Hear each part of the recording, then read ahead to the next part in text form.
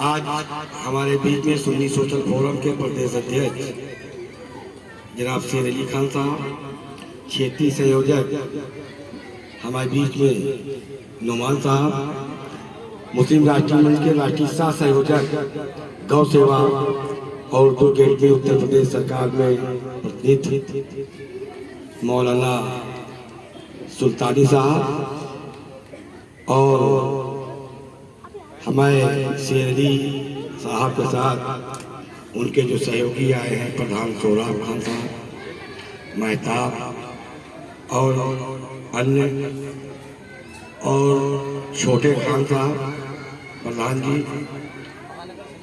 और राघवेंद्र पाठक जी बीजेपी नगर अध्यक्ष और हमारी बहन बेटी है।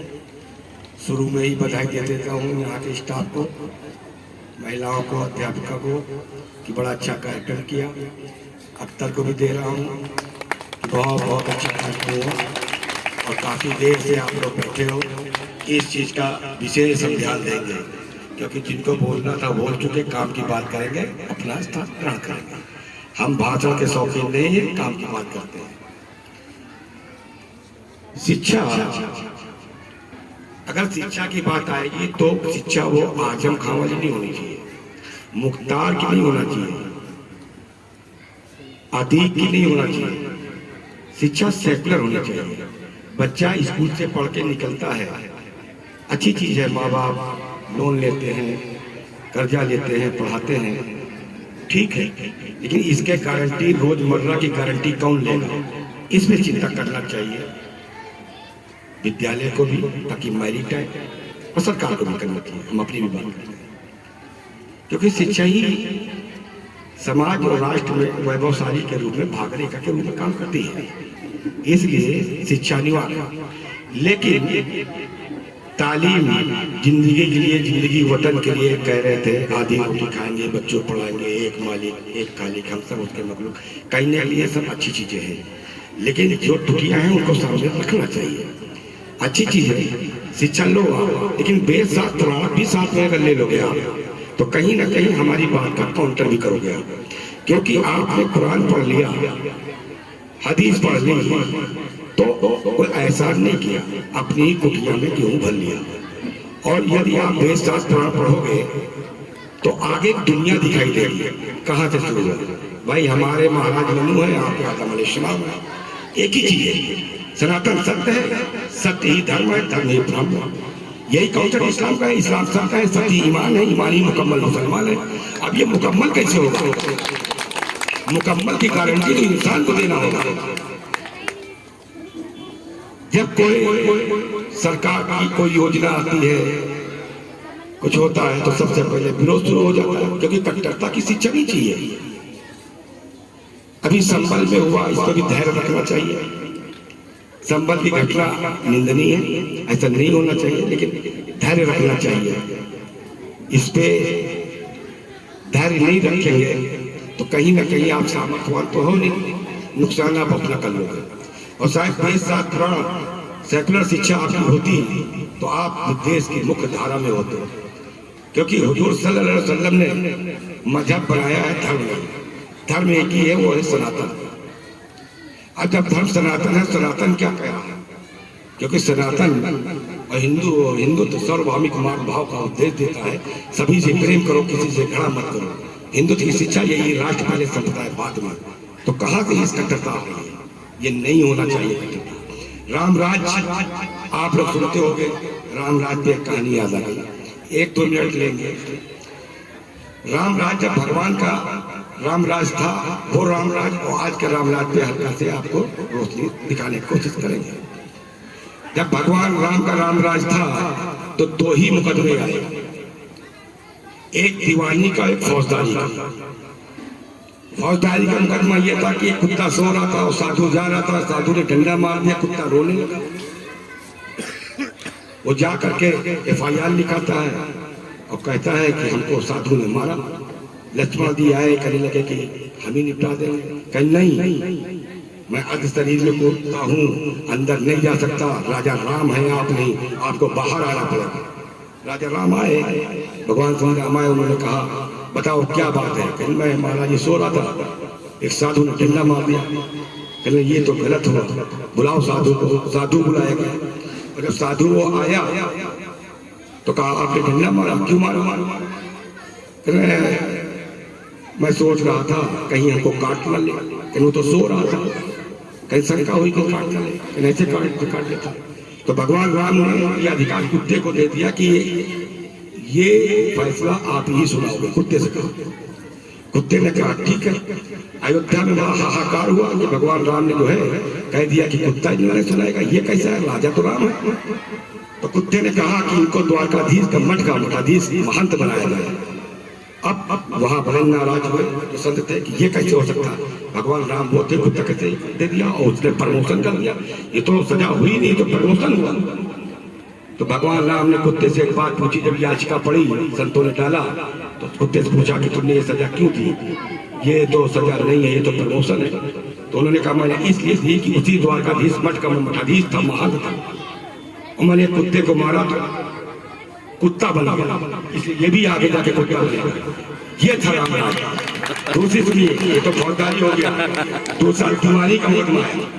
दिवाली में एक कौवा गिद्ध कहीं गया हुआ था, कौवा जा करके अपनी उसकी कोठरी के ऊपर आसन ले लिया। जब गिद्ध आया तो देखे कौवे को कब्जा है, वो जा करके FIR कराता है कौवा, और जा करके वो भी न्याय मांगता है। भगवान राम ने कहा कि इसमें कितने दिन से रह रहे? उसने कहा आदिकाल रात काल आदिकाल से मैं रह रहा हूँ, मेरे पुरखे रहते थे। तो उन्होंने कहा गवाही है कोई है? ले आया 4-5 तो 4-5 हजार, सबने गवाही दे दी। उसके बाद गिद्ध से कहा तुम्हारी कोई गवाही है? कहीं मैं मार मच्छर भारत करने वाला, मैं गवाही कहाँ से लाऊंगा, मैं तो अकेले हूँ। मेरे बाबा रहते थे और उसके बाद पिताजी रहे, फिर मैं रह रहा हूँ कहीं 300 वर्षों से है। तो कैसे उसका निर्णय भगवान राम करें? तो वृक्ष का विश्लेषण कराने की टीम बुलाई गई। तो पता चला 300 ही वर्ष पुराना वो पेड़ था। तो कौवा झूठ बोल रहा था, गिद्ध को मिल गया। ये था राम राज। यही राम राज हम लाना चाहते हैं कि आज राम राज वो है कि सपा कांग्रेस बसपा इनकी दुकानें बंद है, नहीं कर पा रहे हैं। हमारा राम राज है, हम चला रहे हैं। यही राम राज होना चाहिए। जब कोई भी FIR न हो, एक भी गलती मुसलमान न करे, उसको हम समझेंगे कि राम राज, और वो राम राज हम ला रहे हैं। अब शिक्षा जगत का ये विद्यालय था। इस विद्यालय में किसी की नजर लगी, क्या हुआ, कौन सी कंट्रोवर्सी थी, हमारे पास पहुंची वो सूचना।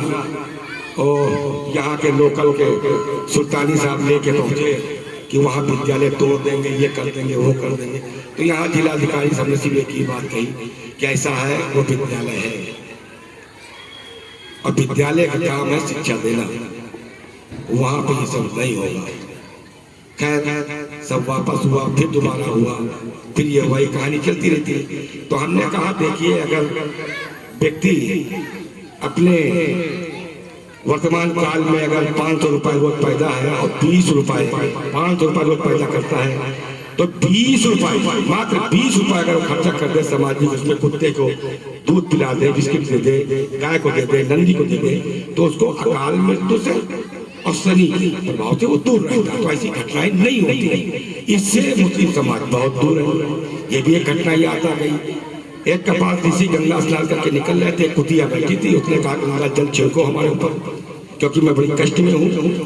तो उन्होंने कहा क्या कष्ट है? गंगा जल तो नहीं छिड़क सकते। उसने अपनी कहानी बताई कि हम जो है 3 लोग थे और हमारी सास ससुर हम बड़ा परेशान करते थे और हमारे साथ ये घटना हुई कि हम कुतिया बन गए। लंबी कहानी समझ कर लगता है। इसलिए कोई भी पशु पक्षी हो, ठीक है, इसकी हदीस भी है कि पेड़ पौधे पशु पक्षी अल्लाह की रहमत है, इन पे रहम करो, तुम पे रहमत होगी। इसलिए नहीं होना चाहिए कोई भी। देखिए मुर्गे ने 3 फकीर, संत, ऋषि मुनि, यहाँ तक कि विद्यालय में बच्चों, माँ बाप, माता पिता सबको जगाने का तो काम किया। मुर्गा सबसे ज्यादा काटा गया। इसकी हदीस है हुजूर सल्लल्लाहु अलैहि वसल्लम की कि मुर्गों में सफेद मुर्गा मेरा दोस्त। बकरी की क्या गलती थी? खाली घास खाने गई, उसकी खाल तक उतार ली गई। मर्द हो तो शेर जो है शिकार करके मारता है तो उसका ब्लड निकलता नहीं है, जो शक्ति निकलती है वेब निकल जाते नहीं, तब वो खाता है। तो क्यों इस रोग को लेना? मैं ये नहीं कहता ना खाओ, लेकिन थोड़ा सा ही इशारा करना चाहता हूँ। 30 पारे 6666 आयतें। आप बताइए अब 6666 आयतें में 386 आयतें ऐसी हैं जो सूरह बकर है। बकर गाय को कहते हैं। गाय अगर इतनी अजीब होती तो सऊदी अरबिया में उसकी कुर्बानी हो रही होती। उन्होंने कहा चीटी भी ना मानने पाए तो गाय कैसे? गाय नहीं, गाय होनी नहीं चाहिए। तो इससे भी निकलना चाहिए, क्योंकि जब आप गाय की लिंचिंग करते हो तो 1 अरब 15 करोड़ लोगों की सीधे सीधे भावनाओं पर ठेस पहुंचाते हो। तो गाय की लिंचिंग होगी तो आपकी लिंचिंग होगी। ये कैसे? तो इसको तो मुसलमान को ही रोकना होगा। इसलिए आप लोगों से निवेदन है कि बहुत देर से बैठे, कुछ लोग धूप में बैठे, कुछ लोग छांव में बैठे, इसलिए ऐसा नहीं होना चाहिए। 1-2 हदीसें हैं, मैं बता देता हूँ। हुजूर सल्लल्लाहु अलैहि वसल्लम ने कहा कि ऐ मोमिनो, जर्रे जर्रे में फैलो, कहीं कहीं तुम्हारी हुकूमत नहीं होगी, लेकिन वहां के हाकिमों का हुक्म मानना होगा। और जब उसको नहीं तुम मानते हो तो हुजूर सल्लल्लाहु अलैहि वसल्लम की शान में गुस्ताखी करते हो। उन्होंने मुस्लिम कौम को जगाने के लिए जगह जगह आगरा के हदीस दी, खुतबे दिए, क्योंकि हुजूर सल्लल्लाहु अलैहि वसल्लम राजनीतिक नहीं थे, सामाजिक थे।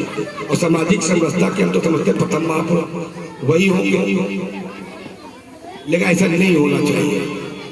वक्त इस समय चल रहा है। आप बताइए, मैं बरेली पूछता हूँ, क्या वक्त के लोगों ने किसी 5 विधवा महिलाओं को जो वृद्धावस्था में हो या उनको कहीं एक बिस्वा जमीन दिया है किसी को, या इस गांव को दिया? नहीं दिया। लेकिन मोदी सरकार एक टाउनशिप पे 2-2 हजार मकान मुसलमानों को दे रही है। ना आप नोट कर लो, आजमगढ़ का मुबारकपुर है। तो वक्त तो हम कर रहे हैं, और जिनके पास वक्त है वो कुछ नहीं कर रहे, सिर्फ जलानी। भू माफिया से बड़े माफिया हैं। इसलिए वक्त का भी हम जो है खंडन करते हैं। वक्त को संशोधन हो रहा, उसको होना चाहिए। और वक्त के पास देखिए कितनी बड़ी चीज थी, इतनी बड़ी ताकत दी गई वक्त को, इतनी बड़ी ताकत दी गई, कितनी ताकत किसी पास थी नहीं। अब सेक्शन 4 में उसने कहा कि जा करके, और हमने कहा कि रामलाल का मकान हमारा है, और रामलाल को पता ही नहीं। और वक्त की टीम वहां पहुंची, कहा ये मकान तो हमारा है। तो डीएम के पास जाएगा ना, डीएम कुछ कर ही नहीं सकता। तो सीधे सीधे तरीका होंगे। तो इससे देश न रोजा नमाज से चलेगा, ना पूजा पाठ से चलेगा, देश चलेगा संविधान को, कल संविधान दिवस। इसलिए आप लोगों को संविधान की भी बहुत बधाई, और प्रत्येक मुसलमान को संविधान का ग्रंथ रखना चाहिए ताकि जानकारी हो। इसे संविधान को ही मानना होगा। धर्म तो मजहब तो अपना है, एक रास्ता दिखाता है। कुछ लोग गलत रास्ता पकड़ लेते हैं और कुछ लोग सही चुनते हैं। जो सही चुनते हैं वो इंसान से फरिश्ते बनते हैं, फरिश्ते से देवता बनते हैं, देवता से उनकी जयंतियां मनाई जाती हैं। अब तय करो कि हम सामर्थ्यवान कैसे बने, कैसे जयंती मनाई जाएगी, हम प्रोत्साहित कैसे बने, कैसे लक्ष्मी हमारी दासी बनेगी। ये सोचनी विचार है, ये बनना चाहिए। जिन लोगों ने 5 टाइम की नमाज पढ़ी, कोई भी नमाज कजा नहीं हुई और नमाज पढ़ाते थे, उनके कहने से कोई दुआ कबूल नहीं हुई। जिन लोगों ने कभी नमाज नहीं पढ़ी वो सूफी संत थे, उन्होंने कहा जा तेरी औलाद होगी वही। तो इसलिए ज्यादा कमेंट भी नहीं करना है, तो इसको सोचना है। आप सोच लो कि हम नमाज पढ़ेंगे जन्नत चले जाएंगे, हज कर जाएंगे जन्नत चले जाएंगे। वो तो तुम्हारे ऊपर 5 चीजें फर्ज है, वो तो करो, उसको कौन रोकना है। लेकिन इसके आगे भी दुनिया है, और जहां से दुनिया शुरू हो रही वहीं से तुम पीछे हो रहे हो, वहीं से पीछे हो गए। इसलिए हमारी शुभकामनाएं हैं, आप लोग खूब आगे बढ़ो, देश की मुख्य धारा में शामिल हो और किसी की नजर न लगे। सारे लोग फले फूले, और आप अगर सही हो और सही होगा तो ये मेरी अपनी गारंटी है, ये आप समझ लो। कोई पाल बाका नहीं करेगा। अब आप इसमें बेचो, मर्डर कराओ, ये करो वो करो, तो इस पे हम लोग साथ नहीं देते। आप सही हो तो आपके साथ निर्णय सही होगा, गलत नहीं होगा। इसलिए मैं बरेली में कह रहा हूँ, किसी भी मुसलमान के साथ अन्याय नहीं होगा, लेकिन सही तुमको बनना होगा। जिस समय यहाँ के ऊपर जो बयान देते हैं, चाहे ओवैसी हो, चाहे तौकीर रजा साहब हो। अब तौकीर रजा साहब आपके लिए होंगे, हमारे यहाँ रात में आते हैं, चुपचाप से मिल के चले जाते हैं। अब बताओ क्या करोगे? तो इसलिए ऐसा नहीं होना चाहिए। सुन्नी सोशल फोरम के बारे में बता दें, मुस्लिम राष्ट्रीय मंच के बारे में, कि सुन्नी सोशल फोरम भगवान राम श्री कृष्ण का जब मंदिर निर्माण होना था उस पर काम कर रही थी। तो यही संस्था थी जो मुसलमानों की कम से कम 95 पूरे देश की संस्थाओं को लिखवा करके और भारत सरकार चीफ जस्टिस को दिया, उस पर निर्णय आया, एक भी मुसलमान नहीं मारा गया। अब कंट्रोवर्सी का मौलाना बताते नहीं। कंट्रोवर्सी ये है कि आपके 24-26 नबी हैं और कुरान कह रही कि 1,24,000 नबी आए। जो नबी आए तो गए कहाँ? उसमें राम भी है, शिव भी है, हनुमान भी है। हर कोने में उन्होंने कहा ना, अलग अलग कोने में अलग अलग जगह के ऊपर, हर जगह के ऊपर हम अपने नबी भेजेंगे, और भेजा उन्होंने। तो उसमें वो है, जब कुरान ने 1,24,000 एक्सेप्ट किया तो आप कौन होते हो उसका विरोध करने वाला? जब हम कहीं किसी स्टेट में जाते हैं बाहर, तो हम कहते हैं भगवान राम की फोटो लगाओ, वो मुकद्दम होंगे और भारत माता की अध्यक्षता होगी, वक्ता मैं हो जाऊंगा। तो बुरा मानते कि नहीं, ऐसा नहीं हो सकता, भगवान राम को नहीं लगा सकते। क्यों नहीं लगा सकते? लगाना चाहिए ना, वो भी तो आपके हैं। जब 1441 के पूर्व में जब इस्लाम नहीं था तो पहली मस्जिद केरल के राजा हिंदू राजा ने दिया। हमने कॉलोनी दी रहने के लिए, हमने जगह दी रहने के लिए, हमने सम्मान दिया तुमको, हमने करुणा दी तुमको, हमने इज्जत दी तुमको। और आज क्या दिया आपने? क्या दिया आपने? हमने रहने की जगह दी, तभी तो तुम्हारा नाम सोचो जरा, रब्बुल आलमीन। जब रब्बुल आलमीन है तो रामलाल भी उसका मालिक है, इंद्रेश भी उसका मालिक है, ठाकुर भी उसका मालिक है। जुम्मन मालिक नहीं होंगे, वो रब्बुल आलमीन है। जब रब्बुल आलमीन है तो तुम कैसे गारंटी ले सकते हो कि हम इसकी हिफाजत करेंगे? जिसकी हिफाजत ऊपर वाला कर रहा हो तो आप कैसे हिफाजत कर सकते भाई? जब कहते हो तो अल्लाह के पत्ता नहीं हिल सकता, तो इसका मतलब ढोंग है ये। अल्लाह को मानते हो, अल्लाह की नहीं मानते हो, मोहम्मद को मानते हो, मोहम्मद की नहीं मानते हो। ये डबल चेहरा नहीं चलेगा। इसलिए आपको समझो जो मैं बोल रहा हूँ कि हमने अगर रब्बुल आलमीन कहा तो इसके पीछे की आइडियोलॉजी क्या है। वो सबके मालिक हैं। शेर, सियार, चींटी, बिल्ली, कुत्ता, गाय, हमारे आपके सबके मालिक हैं, बिना उनके पत्ता नहीं हिल सकता। इसलिए अगर रब्बुल आलमीन है तो रामलाल भी आपके हैं, गिरिलाल भी आपके हैं, सिंहलाल भी आपके हैं, गाय भी आपकी है। समझे? भगवान पशुपतिनाथ हैं, सारे पशु उनके अधीन हैं। बताओ कितनी पीड़ा होती होगी। इसलिए थोड़ा सा समझना। बहुत देर से बैठे हो, हम तो बोलते चले जाएंगे, इसलिए ज़्यादा नहीं बोलेंगे। और यहाँ की कमेटी को पुनः फिर दोबारा बधाई देता हूँ। बहुत अच्छा कार्यक्रम हुआ। और कभी भी लखनऊ आना हो तो लखनऊ में कार्यालय है, मैं पूर्ण कार्य के रूप में मैं वहीं रहता हूँ और प्रवास से जाता हूँ और लौट जाता हूँ, कार्यालय रहता हूँ। बाकी अगर आप सही हो, आपके साथ अन्याय नहीं होगा, कोई कंट्रोवर्सी नहीं होगी। क्योंकि ये विश्वास कहाँ से लाओगे जब हम कहेंगे कि कोई व्यक्ति जुआ खेल रहा है, हमने कहा नहीं जुआ नहीं खेल रहा, तो वही माना जाएगा। ये विश्वास कहाँ से लाओगे? क्योंकि वो जानते हैं कि आरएसएस के लोग थाने में कभी फोन नहीं करते, कभी किया ही नहीं फोन आता। और अगर किया तो वो बेचारे जानते हैं कि कभी फोन ही नहीं किया। अगर ये आया तो इसके पीछे की कोई ना कोई है कहानी। तो ये विश्वास तुमको जगाना होगा, और ये विश्वास जगाने के लिए दिल बड़ा करो। हमारी हिफाजत आप करो, आपकी हिफाजत हम करें, क्योंकि ताली तो दो ही यहाँ से बजेंगी। इसलिए उन हदीसों को मानो। हुजूर सल्लल्लाहु अलैहि वसल्लम ने जो कहा, मस्जिद से वो खुतबा था, खुतबे को भी मानो, हदीस को भी मानो, कुरान को भी मानो। हमने जैसे कहा ना, कुरान पढ़ोगे, हदीस पढ़ोगे, सारी अच्छी चीजें ले लो। लेकिन और इसके बाद भाई, कुरान ने कहा मैंने जो लिख दिया यही सब है, ये परिस्थिति है। पुराण नहीं कहा, पुराण ने कहा मैंने जो लिख दिया ये सब नहीं है, और भी सब ढूंढो और इसको और किस्ता को मोटी करो। ये कैसे हुआ? जो हुआ था तुम्हें से आई। इसलिए दिल बड़ा करो। यही विराम करते अपनी वाणी को है। ठीक है भाई, जय भारत। बहुत बहुत बधाई शेर अली को और नसीमुद्दीन भाई जो उनको भी मैं बधाई देता हूँ। नसीमुद्दीन भाई को, हसमुद्दीन जो अभी आईटी में वो जो है वहाँ कार्यरत थे, प्रिंसिपल थे, क्या थे नहीं मालूम, लेकिन जो शिक्षक थे उन्होंने काम किया, बहुत अच्छा किया। उनको भी मैं बधाई देता हूँ। और आप लोग जेसीपी को जो है हो सके तो मेल करो, ताकि ये गुंडाई वक्त की खत्म हो और वक्त बोर्ड ही उड़े। क्योंकि वक्त बोर्ड ने कभी किसी का भला नहीं किया और वक्त पर संशोधन होगा तो उसमें न्याय प्रक्रिया होगी, सेकुलर होगी, उसमें हिंदू भी होंगे, महिलाएं भी होंगी, सब होंगे, सबको मिलता रहेगा। इसलिए या तो समाप्त हो या तो बिल संशोधन में होना चाहिए। और संभल की जो घटना हुई है उस पर मैं आप लोगों को कहूँगा कि धैर्य का परिचय दें, कहीं ज़्यादा किसी के बहकाव ना आए। अदालत का जो काम है वो करेगी, उसको करने दो, क्योंकि देश कानून से चल रहा है, अपने हाथ में नहीं लेना है। क्योंकि मुस्लिम राष्ट्र नहीं है कि सरिया से चल रहा हो, उससे चल रहा हो, नहीं।